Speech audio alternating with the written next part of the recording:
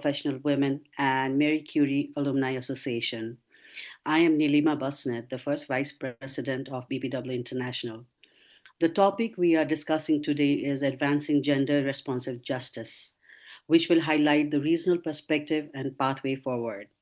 This virtual event will bring together leaders from different regions to discuss how gender responsive justice can be strengthened through collaboration, policy development, and regional perspective. International Federation of Business and Professional Women is a global non-profit network that empowers business and professional women through leadership, development, advocacy, networking, and initiative promoting gender equality and economic empowerment worldwide. To represent BPW International, we have our international president, Diana Barragan, with us, who is experienced attorney at law with demonstrating history of working in legal service industry. I would like to give the floor to our Madam President for her opening remarks. Madam President, the floor is yours.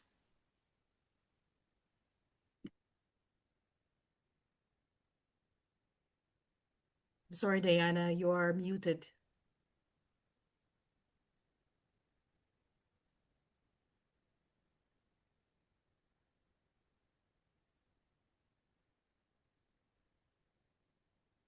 Oh, yeah. Yes.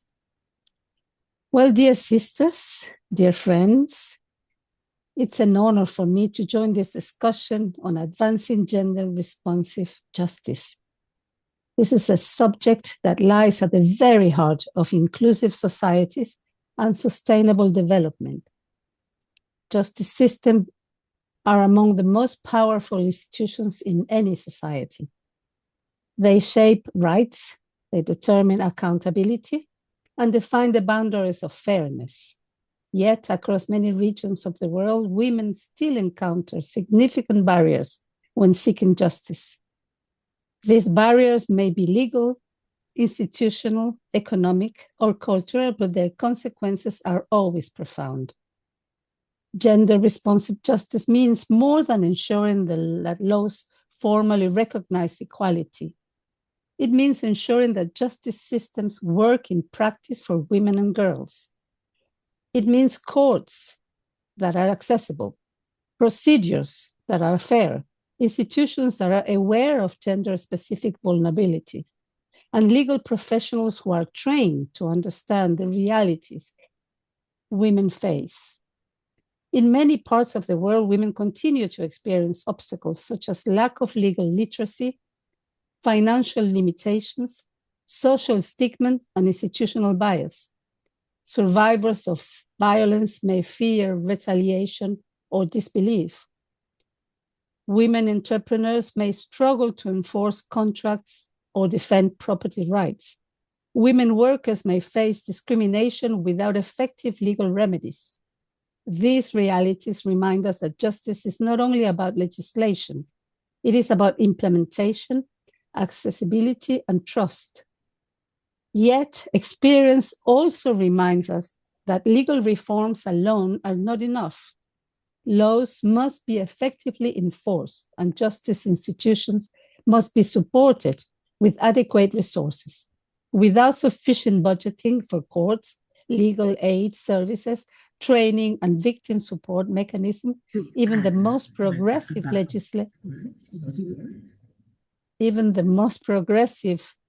legislation risk remaining only on paper. Regional perspectives are essential in this conversation because the challenges and the solutions often emerge from local contexts.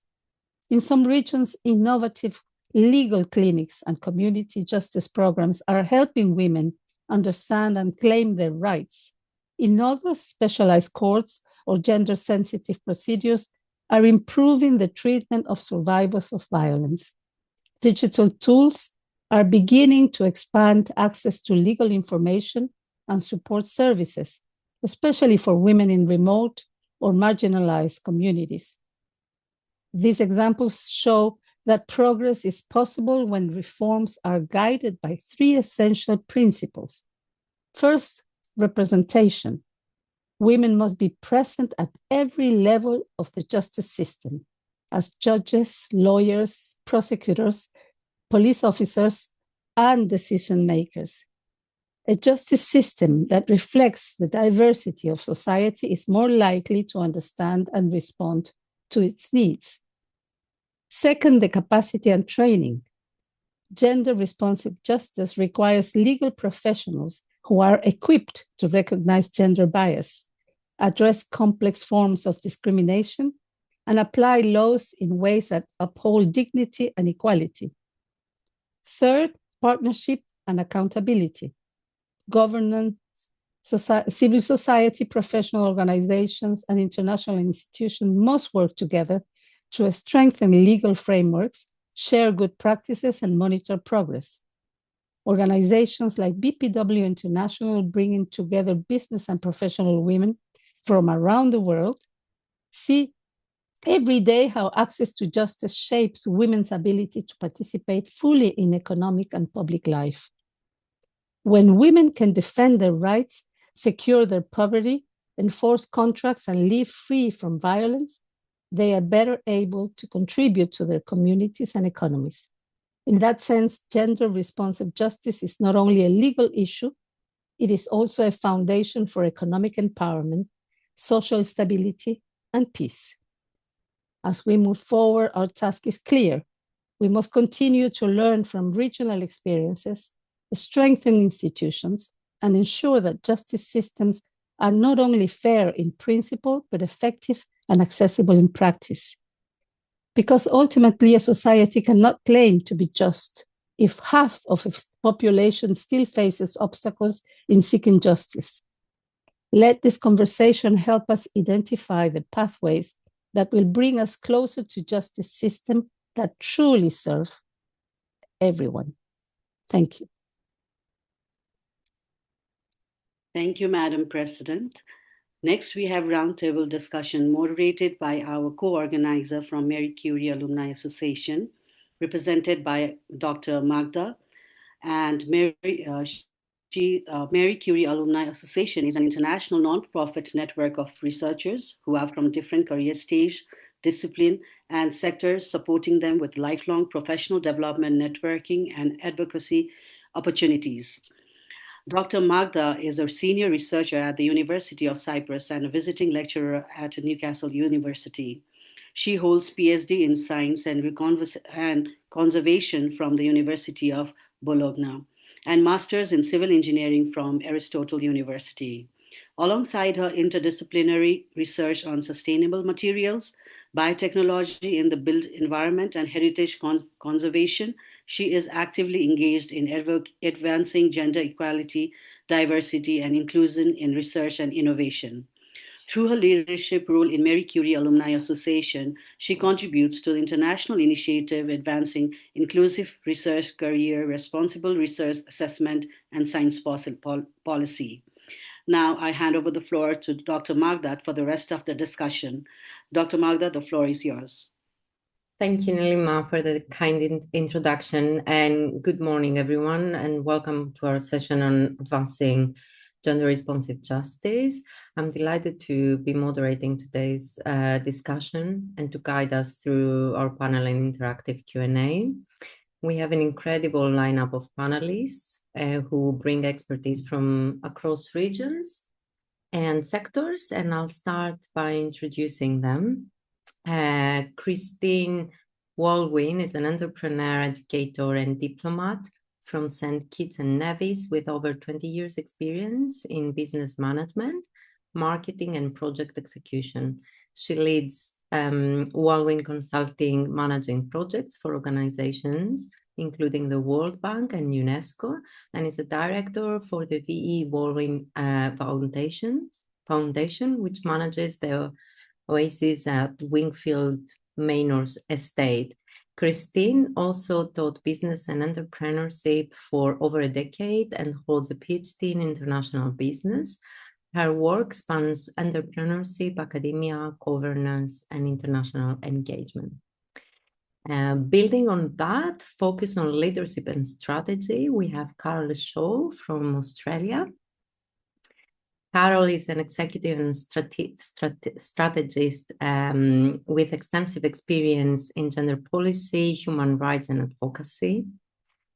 She strengthens organizations' capacity to promote equity and empowerment for women and girls. Carol is the CEO of International Access Network, CEOs of the United Nations for Asia Pacific's Women's Watch, and co-convenes the Australian Women's Rights and Gender Equality caucus. She also serves as BBW State Representative for Victoria and is a member of BBW Melbourne. Her work combines high-level strategy with grassroots activism. From strategic leadership to personal leadership development, we have Dolores Andrew, based in Galway, Ireland. Dolores is a leadership facilitator focused on sustainable values-led leadership for women. She helps women build confidence and authority to lead with clarity, integrity, and resilience. Her work bridges leadership, development, and gender equity and aligns with the UN Sustainable Development Goals. Dolores is passionate about shaping inclusive and ethical leadership, empowering women to be agents of change in their communities and institutions. Finally, bringing a regional and sectoral perspective, we have Edith Trudith Lukanga. Edith Trudith is a gender and small-scale fisheries governance specialist pursuing a PhD in sustainability science at Brock University. With over 20 years of experience across Africa, she advances gender-responsive justice in coastal and fisheries systems, focusing on women's tenure rights, economic security, and participation in decision-making. She is first vice president of BBW International Tanzania and founder and executive director of IMIDO, promoting women's leadership in fisheries governance. Edith Trudith also contributes to policy dialogue at regional and international levels, ensuring women in small-scale fisheries are recognized as rights holders and leaders in shaping sustainable and equitable futures. Please join me in welcoming our four panelists. Thank you for joining us. We'll now move into our discussion, exploring both the challenges and the pathways forward for gender-responsive justice in different regions. So I would like to start with the key access to justice challenges currently faced by women and girls in your region. Christine, could we start with you?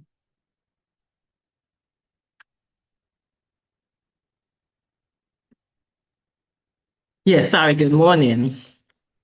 Hope everybody is having a sunshine day like me.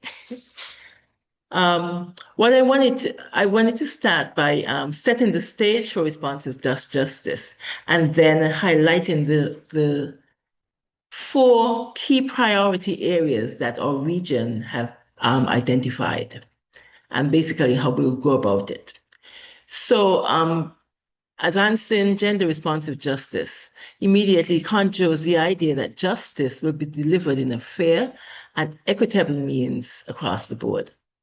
Takes into consideration that there might be differences on gender ethnicity and social economic status, but buffers are put in place to ensure that all groups are able to be afforded equal treatment. First steps in dealing with this matter include data gathering and analysis to find out our gaps, then address the gaps through our examination of gender dynamics and becoming familiar with how victims and offenders are treated differently based on gender. Secondly, it's important to start training at all levels and all involved using best practices and then implementing the practices and policies and legislation to create a legal framework. Of course, this must involve the community in a holistic approach to get buy-in at all levels and create a paradigm shift to move the community forward towards a sustainable, inclusive, and equitable future. In North America and the Caribbean region, we have prioritized four areas to focus on. One being violence, domestic violence, gender-based violence, violence in schools, etc. Second, sexual harassment, whether it's in workplace or in the community, in stalking, etc. Third, childcare, and after work care that for children on a whole. And number four is pay equity, raising the minimum wage, work benefits, and everything that's aligned. So on these four premises or foundation or pillars, we feel in our region that these are the areas that we have to work on, strengthen these areas to become equitable on all fields. And we would believe that this will lay a very foundation for us to work on.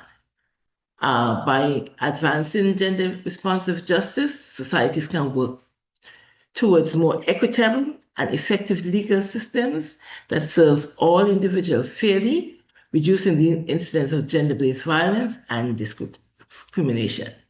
And I'll pause at this point. Thank you very much, Christine. Sorry, Carol. Christine, sorry, I'm confused. Carol, could you share your insights next? Yes, I come from a sort of slightly different perspective, but I'd first like to acknowledge the traditional owners of the land that I'm on, which is the Wurundjeri people of the Naarm in Melbourne, and recognise their elders past, present, as we do in all of our meetings.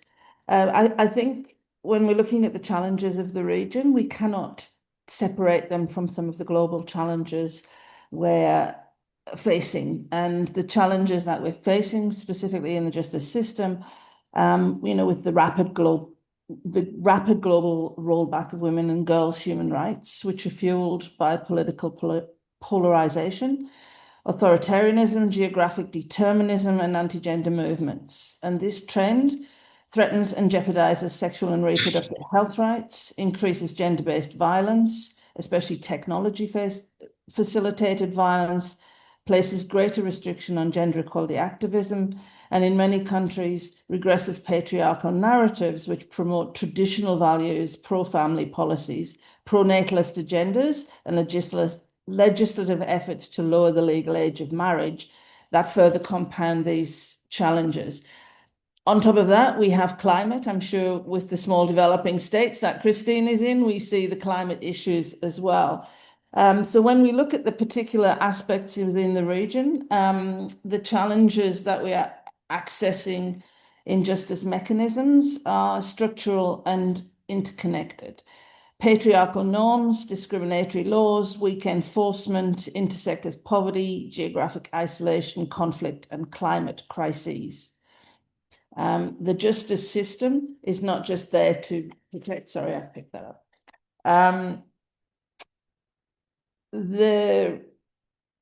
What we're seeing is some states promoting submissive gender roles, which narrowly define family-focused policies and pronatalist agendas, which I've already gone into, legislative efforts to lower the legal age of marriage, a stalling of HIV and AIDS response, and attacks overall on gender justice and sexual and reproductive health rights.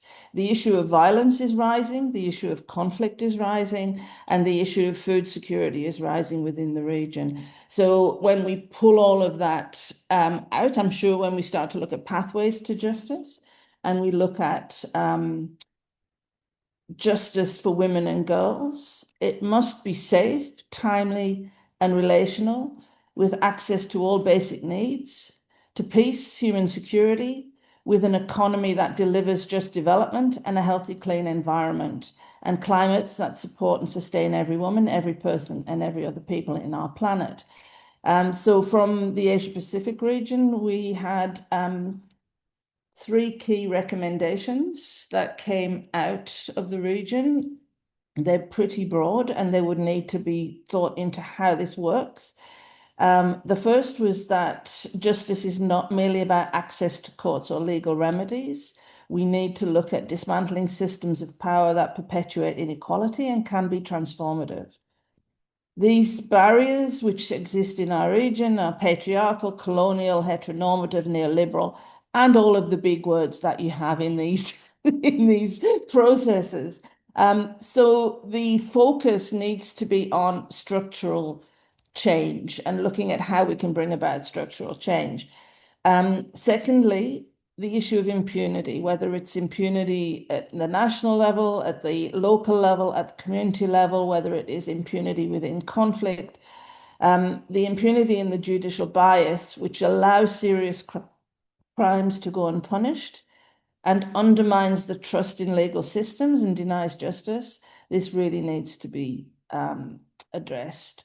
Socioeconomic and geographic barriers consist and persist, and costs of legal representation, transportation, and court fees are prohibitive. Economic dependency, institutional and language barriers, which silence women, fear retaliation, destitution, or imprisonment if reporting. This needs to be addressed, especially those in the LGBTQI+ community, those living with HIV/AIDS, migrants and women, and those in the informal care work or sex work. And this is not to mention, without mentioning, women with disabilities. So I just wanted to paint a broad brush of this picture for this region, as it's one of the largest regions and most complex in the geographical region. So I'll pause for there. Thank you very much, Carol, for sharing your insights. Now, I would like to ask Dolores if you're ready to share your experience with us. Thank you, and greetings from Ireland. So I will start off by giving a rundown of our challenges. So looking at the key, sorry, one second. Yeah, so answering the question of looking at the key access to justice challenges currently faced by women and girls in the European region. So when we speak about access to justice in Europe, it's important to recognise that in many aspects, Europe has strong legal frameworks, and many countries have equality legislation, human rights protection, and institutional systems designed to safeguard women and girls. However, one of the central challenges, of course, that we face today is that having rights in law doesn't always translate into justice in practice. And across the European Union, violence against women remains widespread despite decades of legal process and progress in this area. And according to data from the EU Agency for Fundamental Rights, around 1 in 3 women in Europe and in the EU has experienced physical or sexual violence in adulthood. Yet only a small proportion of those incidents are actually reported to the authorities. So the gap between harm and reporting tells us something very important. It suggests that access to justice is not only about laws and having laws in existence, but it's about whether individuals feel able to engage with the systems that are there and meant to protect them. Many women still face barriers such as fear of retaliation, lack of financial resources, lack of trust in institutions, or complex and intimidating legal procedures. And those barriers can prevent people from reporting violence, pursuing legal remedies, or challenging discrimination. So in response to those realities, the EU has recently adopted a first directive specifically addressing violence against women, and it criminalises acts such as forced marriage, female genital mutilation, and certain forms of cyber violence, including cyber stalking and the non-consensual sharing of intimate images. And that really does represent an important step forward, but it also highlights something deeper, that justice systems must continually evolve as the nature of harm is evolving. And one of the fastest growing challenges we have in Europe, and we see it, is technology facilitated abuse. Artificial intelligence tools can now generate manipulated images and videos that appear realistic, but they're entirely fabricated. And in many cases, these technologies are used to create sexualized content involving women without their consent. And research shows us that the vast majority of victims of this type of abuse are women and girls. So this actually creates a new type of justice challenge. The harm can occur instantly, but shared globally within minutes. And that really affects someone's safety, their dignity, and their reputation. But legal systems often struggle to respond quickly enough to this because many of our laws were written before these technologies existed. So the challenge is not just about legal reform, but also ensuring that justice systems are capable of responding to new forms of digital harm that didn't exist a decade ago. And beyond technology and legal frameworks, there is another dimension that is often less visible, but it's equally as important. And this is the human dynamics inside institutions themselves. Access to justice doesn't only occur in courts, it occurs in workplaces, in public institutions, on committees, and leadership environments where decisions about opportunity, recognition, and resources are made. And in many of these settings, we still see patterns where certain voices dominate discussions while others remain silent. And that silence is rarely about a woman's capability. It's more often about her confidence, the power dynamics, or whether individuals feel psychologically safe enough to speak. When only a limited number of voices shape decisions, important perspectives can be missed and bias can go unchallenged. Any decisions may unintentionally reinforce inequality. Over time, these small decisions accumulate into larger patterns that affect economic opportunity, representation, and trust in institutions. So one of the key challenges in Europe today is ensuring that justice systems are not only legally robust, but also accessible, inclusive, and responsive to the realities that people are existing in and experiencing. Because justice systems are not abstract, they are made up of the people within them. And the way people communicate, listen, challenge ideas, and share power ultimately shapes whether those systems become fair and accessible in daily lived practice. So if we want justice systems that truly work for women and girls, we must look not only at the laws we write, but also at the cultures and the institutions that shape how those laws are experienced in everyday life. Thank you.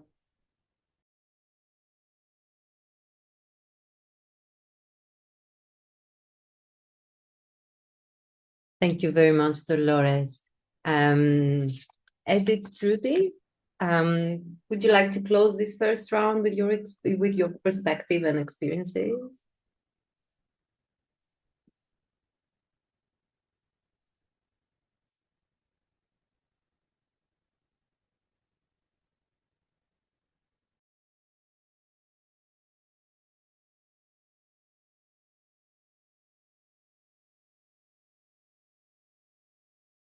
I acknowledge Tanzania, where I'm speaking from today, and speaking from the African regional perspective and drawing from my experience, my own experience, working closely with women grassroots networks across different communities, I would like to share some reflections on challenges women and girls face across many African countries. We have seen important progress in laws and policies that promote gender equality. However, for many women and girls, particularly those living in rural and underserved communities, justice often feels distant from their everyday realities. And one of the first challenges that I wanted to highlight is economic and structural barriers.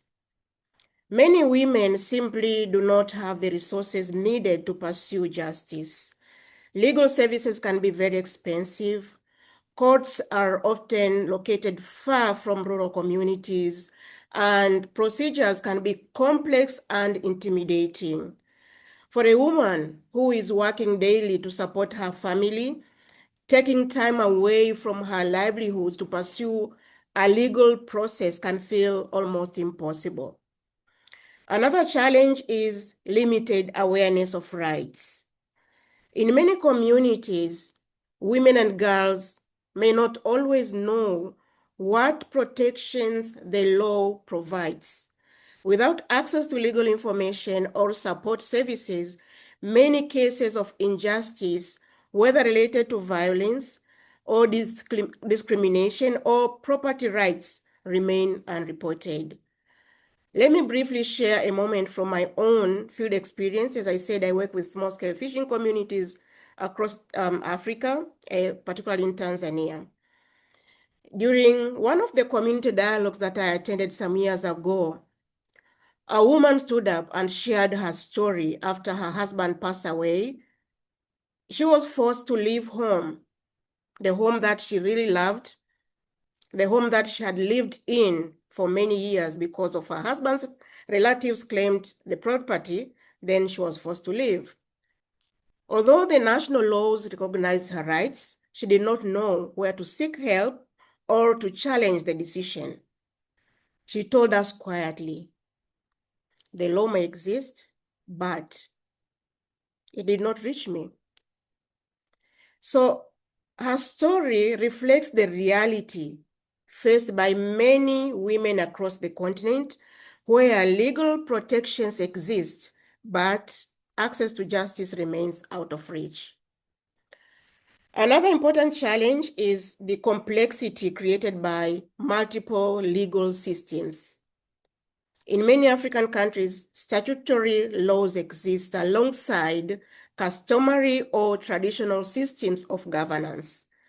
And these systems can be very, very strong, and they play an important role in community life, but they can sometimes reinforce long-standing norms that disadvantage women, particularly in areas such as land ownership, inheritance, and family rights, just like the example I've given right now.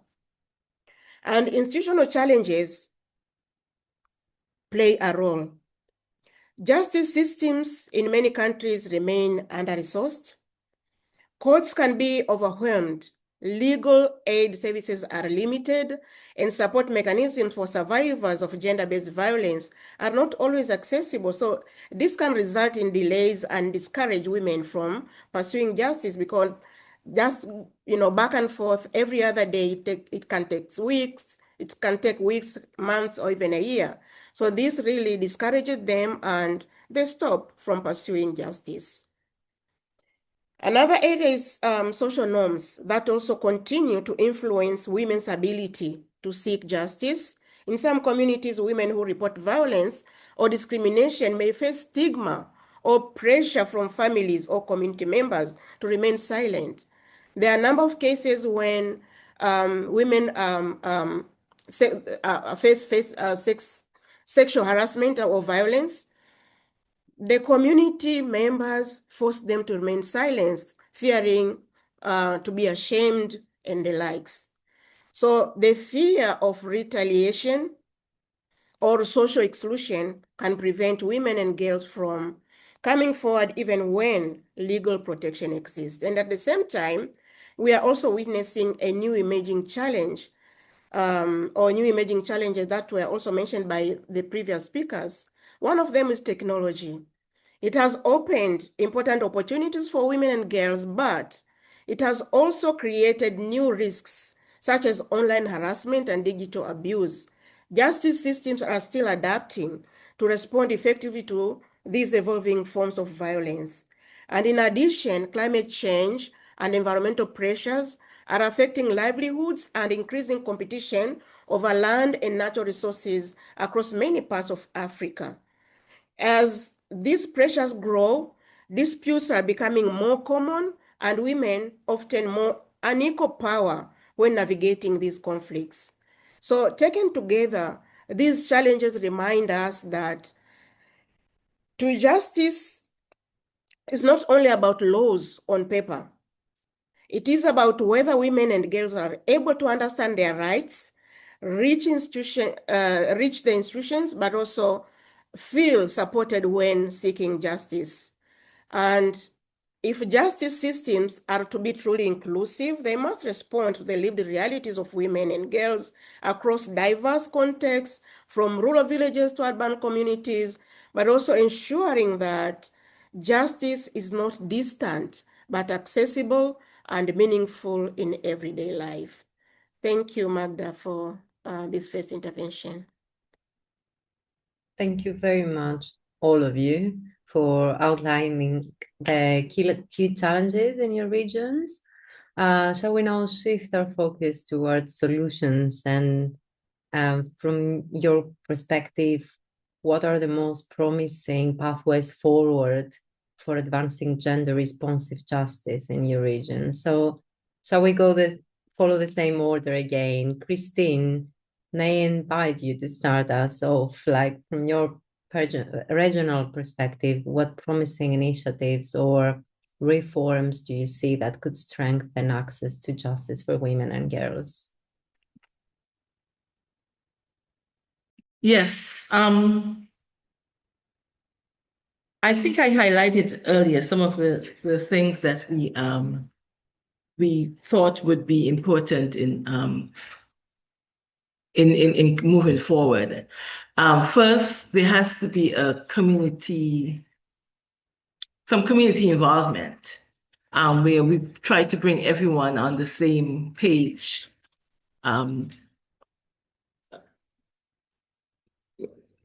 Sorry, I'm having a little technical problem here. Okay, my battery is running. Yeah, so we would start with community involvement, where we try to bring everyone on the same page. There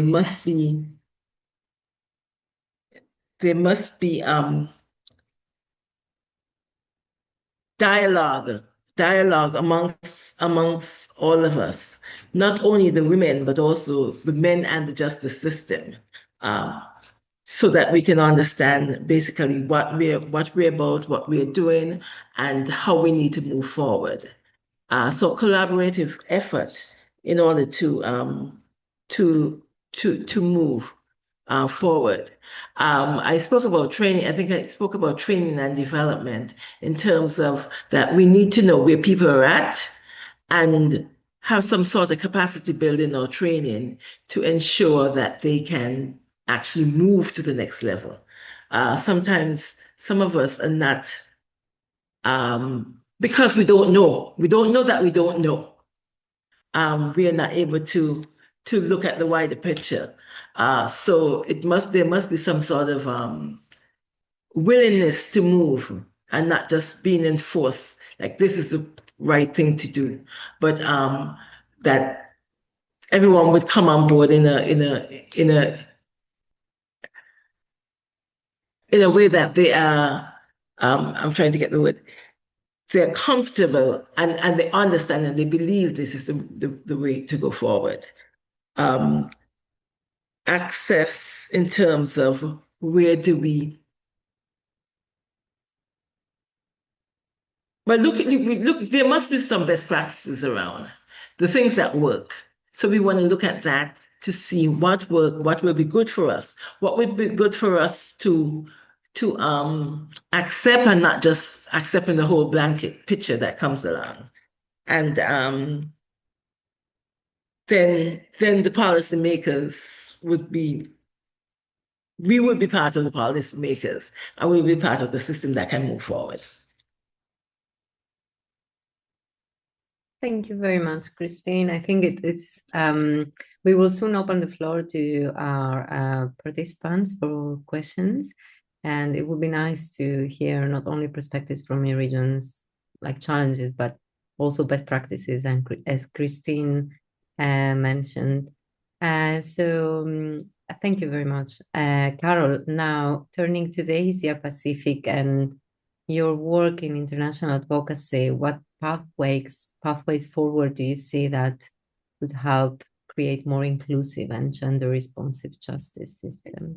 Well, the big thing that came out from the Asia Pacific regional meeting is that there was a call for an international decade to advance access for justice for women and girls, and that this goes from 2027 to 2036.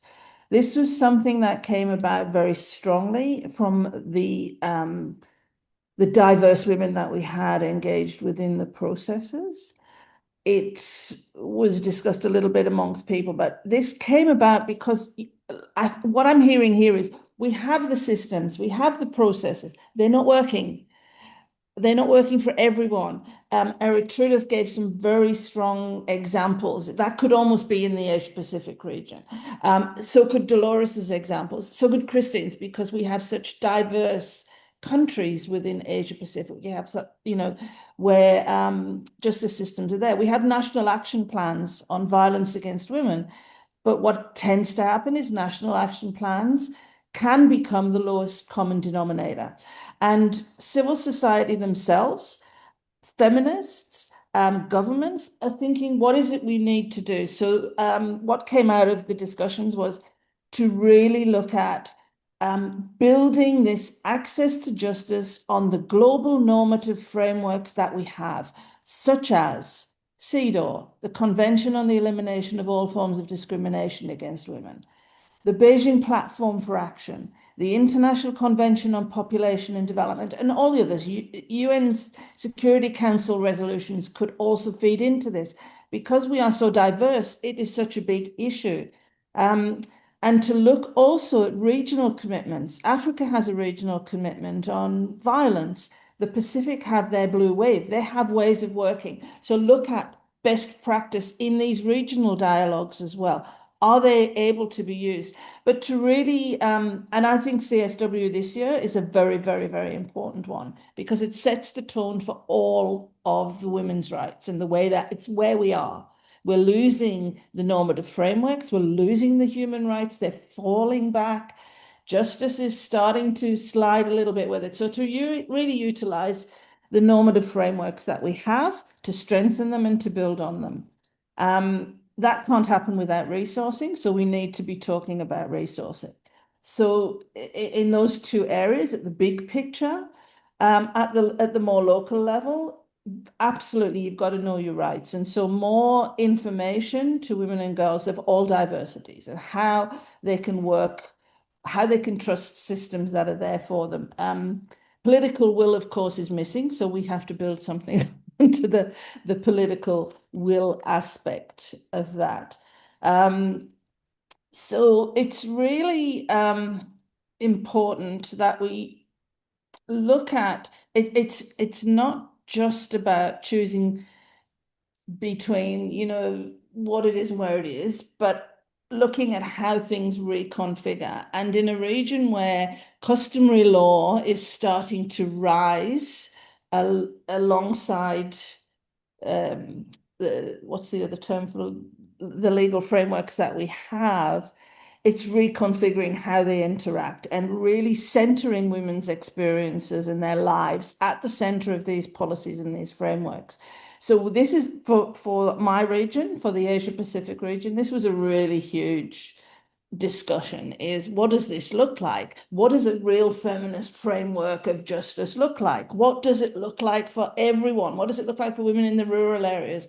And this is not something that we can answer in the 14 days of CSW. So I think it's about coming together, continuing these conversations, looking at best practice, not only at the national level, but at the regional and at the international levels, centering what is it they call it? Lived realities of women and girls within these frameworks, and trying to address some of the political will issues. Obviously, this needs resourcing. So I hope I've given you something to think about. A decade of legal reform. What does that look like? You know, how does it go?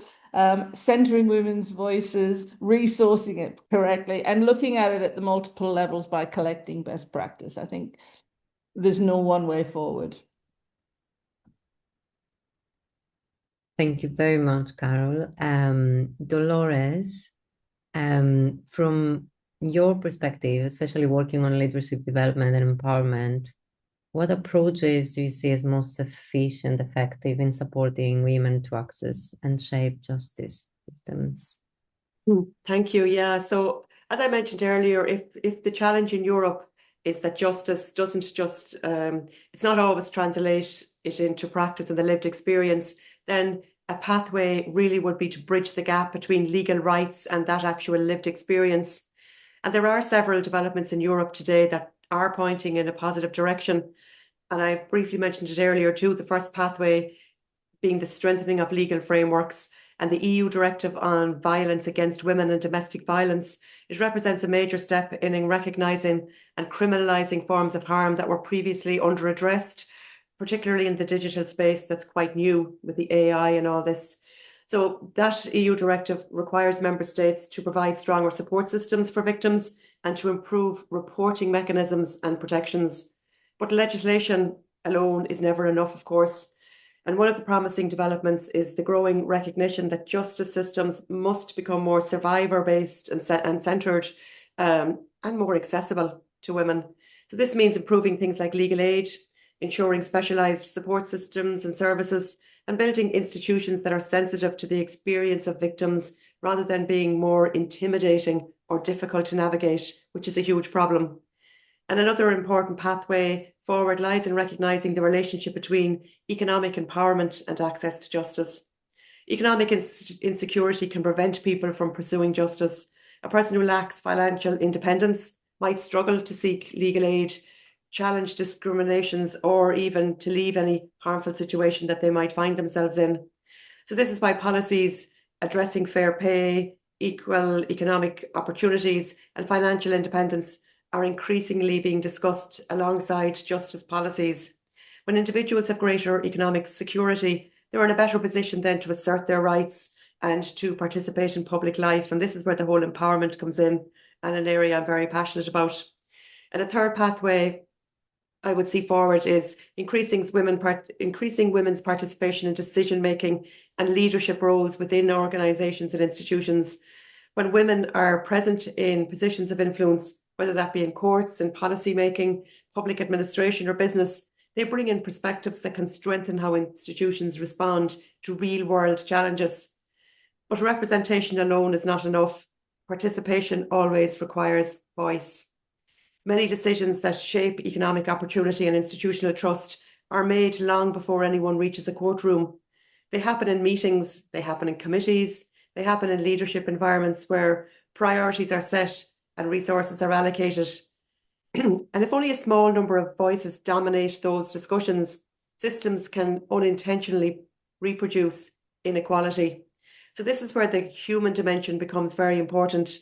So in my own work and around leadership development and in the work that BPW does with the leadership development, I often see how confidence and self-awareness and clarity of one's values really does influence whether someone feels comfortable enough to contribute in those environments that we're talking about trying to change. When we understand as individuals our own strengths and we feel confident using our voice, we're more likely to challenge unfairness, to raise concerns, and to contribute perspectives that improve decision-making. And then, of course, when more voices participate in shaping decisions, institutions hopefully will gradually become more balanced and responsive. So the pathway forward in Europe is both structural and cultural.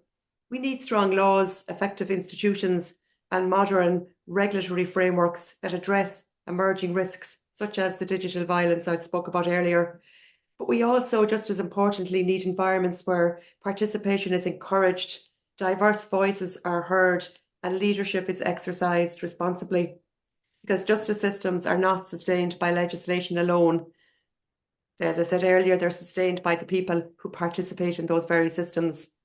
So ultimately, in my opinion, the most powerful pathway forward is when institutions are strong enough to protect rights and people feel confident enough to use their voice within them. Then we hope that justice will move from being just a principle in law to actually being a lived reality for people in their lives. Thank you. Thank you very much, Dolores. That perspective on leadership and empowerment is incredibly important, I think, not only the existence of institutions. Editor Edith, I would love to bring you into the conversation and hear about your suggestions, your perspectives. Yes, thank you, Magda. Thank you once again. And in my earlier remarks, I spoke about the gap that often exists between the legal protections and the lived realities of women and girls across Africa. The encouraging news is that across the continent, we are also seeing important pathways emerging that are helping to close the gap.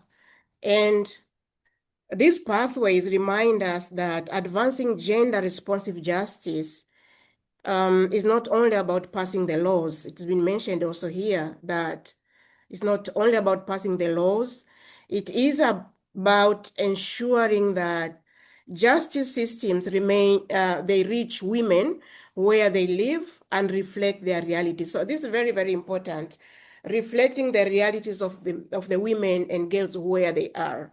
And one of the most promising approaches that I would wish to share here is the legal empowerment at community level.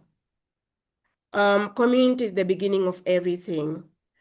And across many African countries, civil society organizations, women groups, and similar platforms are working to increase legal literacy and awareness of rights. I've been a Secretary General for a continental network of women in fisheries for the past 8 years. And this also brings its membership from the very local community level who gather up at the national level to become the members to the continental level. So this is also just one of the examples. We also have women's human rights defenders coalitions and other sector-specific coalitions. And all what they do is to try to bridge this gap. And when women understand their rights, they are better able to question the injustices. They can seek support and they can engage within the institutions. Because without knowledge, without information, they cannot do anything. We have community paralegals, legal aid initiatives, but also grassroots training programs that are helping to bridge the gap between the formal justice systems and communities. So these approaches bring legal knowledge closer to women who might otherwise never interact with formal institutions. Another powerful pathway is women organizing and building collective voice. You know, collective voice is very, very powerful. And with that, women can knock on any door and open it that they would have otherwise not been able to do it if they're working in isolation. So when women come together through networks, cooperatives, or community groups, they move from isolation to influence. Even when we have a woman who's sitting around a decision-making table, without this, collective action as a force, as a driving force, they may not do much because they are not informed and they may not be able to represent, well. But through collective platforms, they allow women to share experiences, support one another, and advocate for policy change. So across Africa, women's networks are increasingly engaging in national and regional dialogues on governance, in economic rights, but also in gender equality, which is very, very important. And we are increasingly seeing more of that happening. Their voices are helping shape policies that are more responsive to women's realities. There is also a growing recognition that justice institutions themselves must become more gender responsive.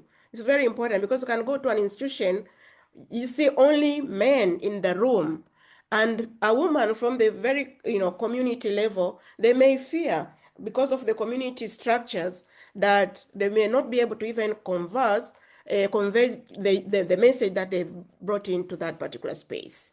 So this includes strengthening legal aid services, improving survivor-centered responses to gender-based violence, and also training the justice sector actors, including police, courts, and traditional leaders on gender equality and women's rights. Like in my country, in Tanzania, we even have gender desks in police stations. So whenever women come in with gender-related issues, they are well taken care for. So this is a very good example. Then another pathway is increasing women's representation within justice institutions, which is very critical.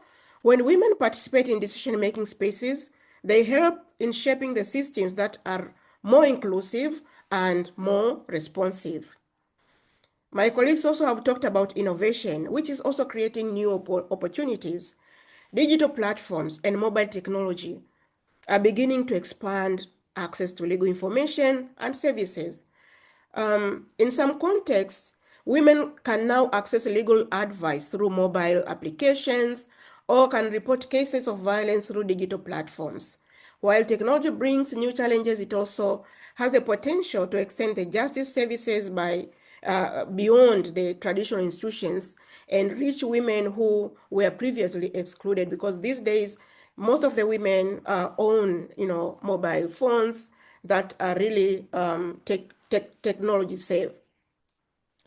And with that, let me share this brief example that illustrates the importance of these approaches. In one community dialogue that I attended, women had been facing repeated challenges in claiming their rights to land and productive resources. I work in fisheries, and when it comes to fisheries, women are very marginalized. They are not recognized, and that's why we are working so hard to organize and bring them together to be able to address such kind of gaps. So many of them felt powerless because disputes were often handled in spaces where women rarely participated. So through the support of local women organizations and legal awareness initiatives, these women began to learn about their rights, and they were able to organize collectively. And over time, they started engaging with local authorities and community leaders, and some were even eventually included in local governance structures. For example, in the fisheries, we have beach management units where there is a law also, like 3/4 of the leadership should be women. And nowadays we are seeing increasingly even women becoming chairpersons of those structures. So in that incident, one woman shared something that was very powerful for me. And she said, before, decisions were made about us. Now we are sitting at the table. So this may seem a very small shift. However small, from exclusion to participation, it demonstrates how empowering women with knowledge, organization, and leadership opportunities, they can transform access to justice. They become more confident. They can even question. So allow me to conclude with 3 recommendations. One is government should invest more. They're already investing, but they should make more efforts and invest more in community-based legal empowerment and legal aid services, particularly in rural and underserved areas. Second, justice systems must prioritize women's participation and leadership in decision-making spaces, including both formal and customary institutions, because they are still very powerful. And the third one is stronger partnership are needed between the governments and civil society organizations, but also with the women's grassroots networks, because we need each other's. The women grassroots networks are always down at the community level. Civil society organizations work at the community level. And all these 3 institutions, when they work together, it becomes meaningful.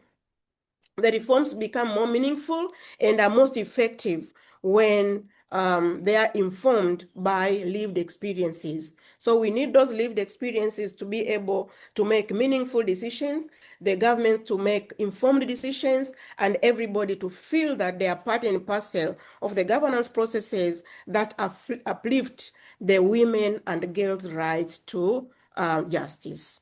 Thank you. Thank you very much, Judith, for your powerful recommendations. I would like to thank you all for sharing such thoughtful perspectives and practical recommendations. It's encouraging to hear that there are things happening across different regions. And I would like to open the floor to our audience now for questions and interaction and reflections. So if there is someone that would like to ask a question, please raise your hand and you can unmute your microphone, or if you feel more comfortable with typing your question in the chat, that's also possible. We will make sure to read it. I can see a few comments in the chat. I don't know if our panelists have already read them, but something that I think is following on what has been mentioned already is that comment from Zingle. I'm not sure if I'm pronouncing the name correctly, but the point is that true justice is impossible without financial autonomy. And until a woman's livelihood is decoupled from her abuser, speaking out remains a luxury she cannot afford. And that we must shift from a system that only prosecutes crime to one that actively funds independence. And I think that's actually a very powerful comment.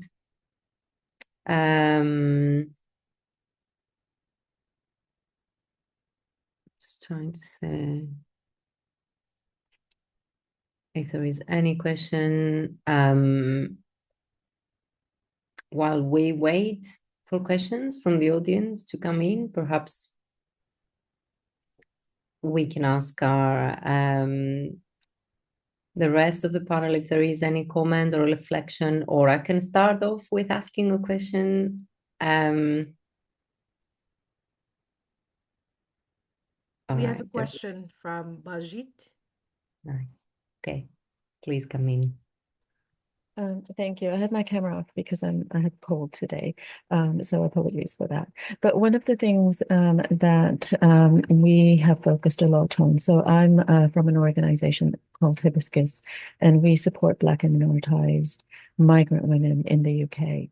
And so, of course, one of the issues that faces Black and minoritized migrant women is criminalization, but it also identifies a much bigger issue in terms of justice and women's access to justice, which is racial disparity in the system. And so I suppose it's really about how we can more effectively address these intersectional realities that women face when they are confronting the criminal justice system and when they are confronting the police in order to pursue their demands for justice. Oftentimes, what we find is that where you have intersectional oppression that women face, then the system really closes down. It doesn't believe women's accounts of violence, for example, and especially for migrant women, because of just the way that immigration policies operate.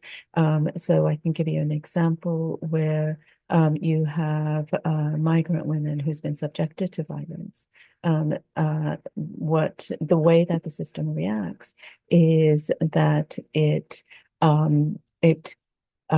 sort of opts for immigration policy and addresses migrant women's claims to justice where they have been subjected to violence through immigration policy, which is the criminalization pathway, rather than looking at her human rights and addressing her needs for justice under violence against women and girls strategy.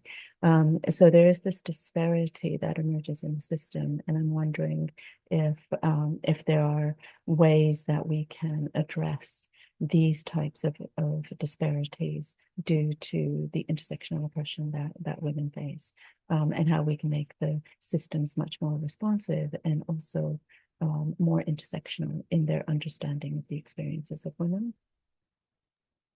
Thank you very much, Baljit. Can I ask our panelists if anyone wants to reflect on that comment and question?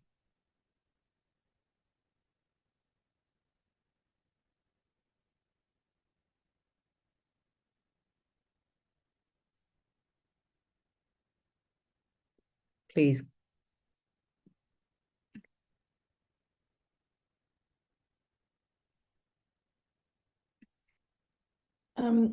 Bhalit, thank you for raising that question. It's Carol here from the Asia Pacific region. And just very briefly, I don't think you can separate these, as I said from our region, you can't separate the structural issues from the practical issues.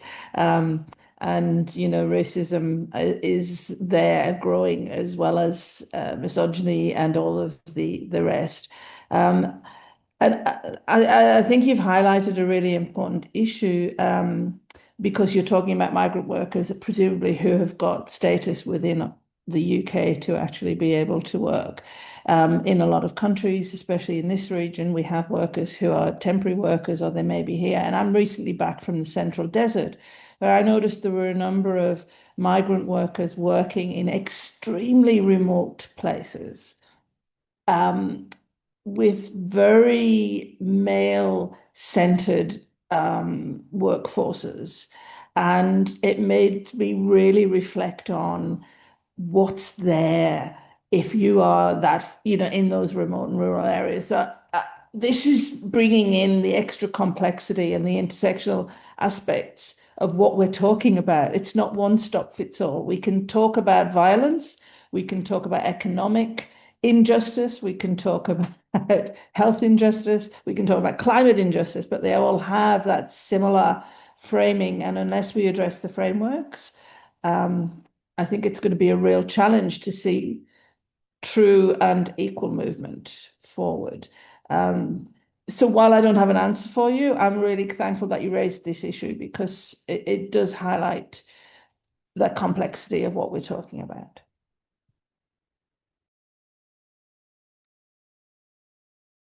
Thank you very much, Carol. We have another question, which you may want to address, or anyone else, please step in. From Andrea, what financing or economic support mechanisms have you seen that truly enable women to leave situations of violence and claim their rights? Maybe I can try. Yeah, please. Yeah, thank you. Yeah, so this is a very important question. Across many parts of Africa, we are increasingly recognizing that economic empowerment is a critical pathway for women to leave situations of violence and claim their rights. When women have independent sources of income, access to financial resources, they are better able to make decisions about their lives and seek justice. So one mechanism that has shown promising results is community-based savings and lending groups or schemes, or village community banks. Often these are known as village savings or loans associations in some other places. So in these groups, the groups allow women to pool resources together, access small loans, and build financial resilience. And beyond financial support, they also create safe spaces where women share experiences, access information about their rights, and support each other when facing violence or injustice. Another important approach is the integrating economic support with legal aid and social services.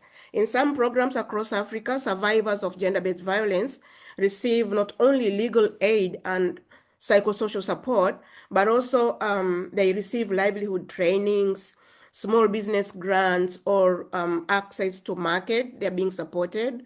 And this combination helps women rebuild their independence and reduces the risk of returning to abusive situations due to economic dependency. So economic independency is very, very important. And we are also seeing the importance of supporting women's cooperatives and collective enterprises. I'm a strong believer of collective action, building collectives amongst women. So when women organize economically, whether through agricultural groups, fisheries value chain groups, or small business associations, they gain the bargaining power, access to financial services, and stronger collective voice to advocate for their rights, which they wouldn't have been able to do it if they are operating, in isolation.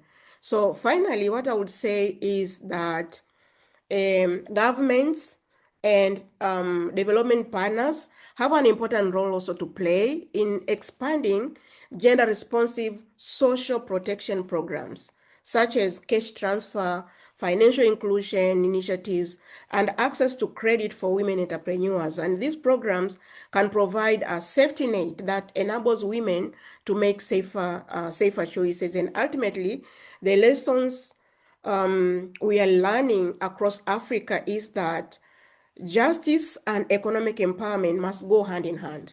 When women have access to financial resources, supportive networks, and institutional protection, they are far better positioned to leave situations of violence and claim their rights with dignity. And it makes them feel proud and enjoy their lives. Thank you. Yeah, I'd love to add as well to that. I think it's great. I think the safe spaces is a huge thing, to have safe spaces, whether that be your BPW leadership training, whatever, because when women do come together and when they do support each other in a sustainable way as well, it does help us to find our voice. I think when we find our voice, then we are more in a position to actually even be educated, maybe find out more about what legal aid is there for us. But sometimes it's the step of even taking that decision to make that phone call can be very, very difficult if you're living in fear.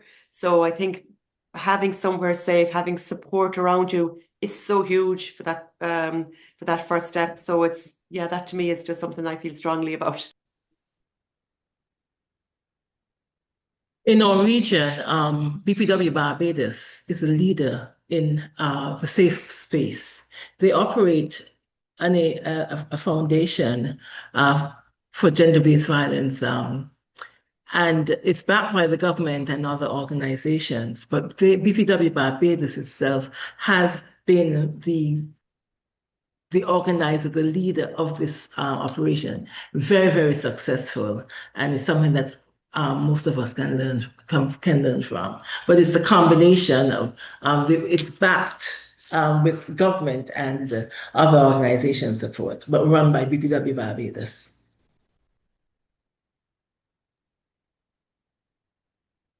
Thank you very much for sharing your perspectives on this. I do think that collective power can really break the architecture of gender-based violence and support the women and girls towards their next steps.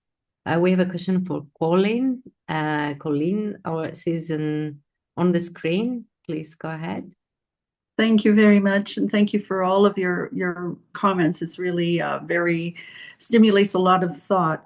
I'm from BPW Canada, and I've been involved in working with some of the advocacy that goes on here in our country, and I would say that compared to many parts of the world, we've got a very sound justice system or laws, and still lots to work on, still lots to put into place, but very grateful for a lot of that. And I'm also involved with Christine in doing some of the advocacy work for the North America and Caribbean region. So I think it would be safe to say that there's quite a range of size of countries and perspectives and challenges that we're all looking at. One of the things that I'm really intrigued by is some of your comments around best practices, because I find that whether we're big or whether we're small, we need to focus. People were really tapped out on volunteer time and how as an organization do we collect ourselves and focus on the things that really matter, because everybody is spread quite thin. So if any of you have any thoughts to share on that, I would be really interested in hearing more about that aspect. Thank you.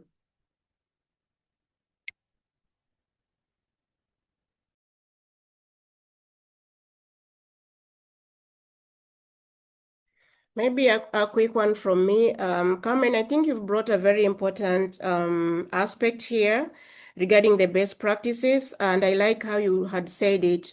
We need to focus on what matters to us. This is very, very important, and collect ourselves and focus on things that really matter to us. So as a best practice, I am among the group who organized the women in small-scale fisheries in Tanzania, and I'm based in the Lake Victoria region, where we had organized them to form a Lake Victoria chapter of the National Network of Women in Fisheries. So they are spread, wide, but because of the what is existing in the sector, women lacking access to information, access to technology, access to productive resources, access to finance and credit, and all those challenges, the gender-based violences and justice injustices. So they came together, and when we facilitated a process, they elected focal persons from each of the districts. So we have 18 districts surrounding the Lake Victoria, and Mwanza is kind of the central region. So they would come in paying for their own transport all the way, regardless of their economic status, but focusing on what really matters to them. They'll be able to pay for their own transport, come in and discuss, strategize, and deliberate on things that matter to them. So again, volunteering comes in first. Once it is from you, it has to begin with you. So yes, we need resources so much, but then resources are getting scarce and scarce. What do we do? So I really like the approach of these women whom we are working together, being able to bring themselves forward, and they will just appreciate as little support when they arrive at the office for lunch, for tea, but then they are able to meet. Number one, this is very important. Hearing the challenges from others, and whatever you're struggling, you will realize that the other person has been able to address it. That is already something that will make them make some strides. So that's what I wanted to share as a best practice, that focus on what really matters, regardless of the challenges that you have. And together, collectively, you will make strides. And people will see you, will recognize you, the government will recognize, and one of these days they'll be able to support. Thank you.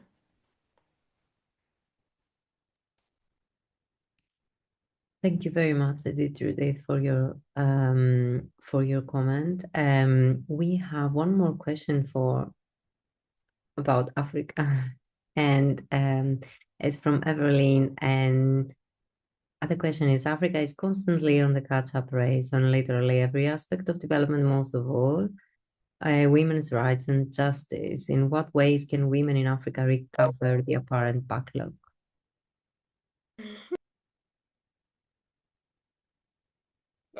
Thank you, Evelyn. It's a difficult one. However, I would like to first gently challenge the framing that Africa is simply catching up. While it is true that many African countries continue to face significant development and justice gaps, it is also important to recognize that Africa is not starting from zero. Across the continent, there are strong women's movements, progressive legal frameworks, and vibrant grassroots initiatives that are already driving change, and you need to recognize that. So I think the question is more about accelerating progress and scaling what is already working. And one important pathway is strengthening the implementation of existing legal frameworks, because we have a number of them, but the extent to which they're implemented, that's another thing. So many African countries have adopted constitutional protections, gender equality laws, international commitments related to women's rights, etc. But the challenge often lies on is the absence of laws. It's not in the absence of laws, but ensuring that these laws are effectively implemented and accessible to women and the community level. So yeah, I think that's it. And another thing is maybe another pathway is investing in girls' education and women's leadership, because education remains one of the most transformative tools for advancing women's rights. And at the same time, expanding women's leadership in political, economic, and community decision-making spaces ensures that policies reflect women's priorities and lived reality. That's why we are really calling for, personally, I'm a believer again on collective action, because when women get the chance to sit around the decision-making table, they need to have that power, ensuring that they present the issues that reflect the actual needs and priorities of the women, and they bring in the lived realities around the table. And the third one is we must continue to support women's economic empowerment. The economic independence enables women to exercise their rights, participate in governance, and challenge the harmful norms. Because you are confident. And across Africa, we are seeing women entrepreneurs, farmers, traders, professionals are already driving economic transformation. So I think this is really very important. And maybe I end up here. Thank you. Thank you very much, Edith. I think, well, I think thanks also to the participants for their very, very powerful comments and the chat. I hope you take a minute to read them. Please do stay in touch. I have spotted another question which I hope will be covered at the closing. So now to help us summarize today's discussion and highlight key takeaways, I would like to invite Jenny Elmako to the floor. Jenny is the UN administrator for BBW, but also chairs the Gender Equity, Diversity and Inclusion Working Group of the Marie Curie Alumni Association. She brings extensive experience in global advocacy, education, empowering women and girls. And Jenny, please. The floor is yours. Yes, thank you very much. What a powerful, powerful panel. I mean, I was scribbling like crazy, trying to make sure that I capture as much as I can from the discussions. But even those inside the room, wow. I mean, if this is the kind of world that we live in, I am very hopeful. Indeed, as we come to the close of this discussion, we are reminded that justice is never an abstract concept. So justice lives, as what our international president reminds us, justice lives in the experiences of people and communities.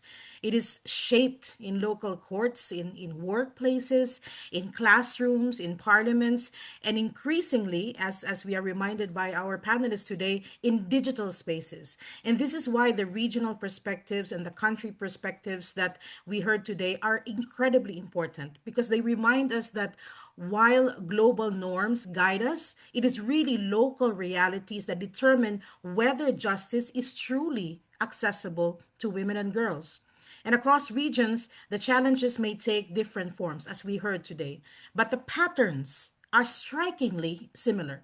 According to the World Bank, women enjoy only about 77% of the legal rights afforded to men globally. And UN Women estimates that over 2.4 billion women live in countries where economic opportunities are restricted by law. And when it comes to violence, this shadow pandemic, nearly 1 in 3 women worldwide experience physical or sexual violence in her lifetime. And for many survivors, justice remains distant, blocked by financial barriers, as was explained to us by our panelists, legal complexity, social stigma, or simply the absence of responsive institutions. Yet justice is not only about courts or legal systems. Justice is about human dignity and fairness across all aspects of life. It is human rights justice, ensuring that rights of women and girls are protected, recognized, and enforced. It is also gender justice, which is addressing the structural inequalities that shape women's experiences in families, communities, and institutions. We also talk about economic justice, because when women are paid less for the same work, when women entrepreneurs face barriers to capital, or when care responsibilities limit career progression, the promise of equality remains incomplete. And globally, women still earn about 20% less than men on average, and progress toward closing this gap remains slow. But we should also note that women control or influence 70 to 80% of consumer purchasing decisions worldwide, representing one of the largest emerging economic markets. And increasingly, as was discussed as well today, justice must extend into the digital and technological sphere. Artificial intelligence and emerging technologies hold immense potential, but they also risk reproducing bias. And studies have shown that algorithmic systems can reflect gender and racial discrimination embedded in data on which they are trained. So ensuring fairness in technology is therefore not only a technical challenge, it is a justice issue. So this is why the conversation we have today really matters. And justice requires both local leadership and global governance. We've heard from our panelists these international frameworks, the Beijing Platform for Action, the Women, Peace and Security Agenda. They provide essential guidance. But their success ultimately depends on the work of people and organizations like you in communities, professions, and networks such as those represented here today. And it also depends on collaboration across sectors. So government, civil society, the private sector, academia, or the research community, multilateral institutions, we all have all our roles to play. So justice systems must become more accessible and more responsive. Economic systems must become fairer, and technological systems must be designed with equality at their core. And as BPW International, we believe that economic empowerment, leadership, and justice are inseparable. And if we succeed in building justice in our laws, in our economies, in our technologies, in our institutions, then perhaps, and what we hope, especially at this time, is that the next generation will know something that many generations before them could not. And this is a world where conflict is no longer the defining experience of humanity and where justice truly forms the foundation of peace. So I hope that we continue to work together. I use the word that is being shared across the room, which is collective action. And this collective action with determination, collaboration, and of course, hope. So thank you very much for joining this discussion. Thank you very much, Jenny. I would like to thank again our panelists, Christine, Carol, Dolores, and Edith Judith for their valuable insights today. Of course, to Diana for her opening remarks and Lima for the organization and the welcoming part of the session. Of course, thanks to all of you, all the participants for joining and engaging in this important conversation. As a final reflection, I would like to ask each of our panelists to share one concrete action that governments, institutions, or organizations could take today to make justice systems more accessible and responsive to women and girls. We don't have time, so it has to be very concise, just maybe keywords that comes to your mind. If I can start with Christine. I think the theme word for today is collaboration. Thank you, Christine. Carol. I would agree, collaboration and resources. Valid. Dolores, please. Culture. Look at cultures. Cultures are made up of people. Culture is the invisible atmosphere that permeates everything. Cultures are people. People first. And Edith Judith. Collective action. Yeah, collective action is very, very important. Can't shy away from it. Okay, well, thank you all for those powerful final reflections. With that, I would like to thank our panelists and participants once again and wish you a very productive continuation of CSW Forum. I'm very happy I have been here to follow this conversation, and please keep in touch with BBW and MCAA. Thank you. Bye, everybody. Thank you so much. Bye-bye. Thank you so much. Bye-bye. Take care. Bye-bye. Bye-bye. Bye. Bye, everybody. Bye. Thank you. Bye-bye, ladies.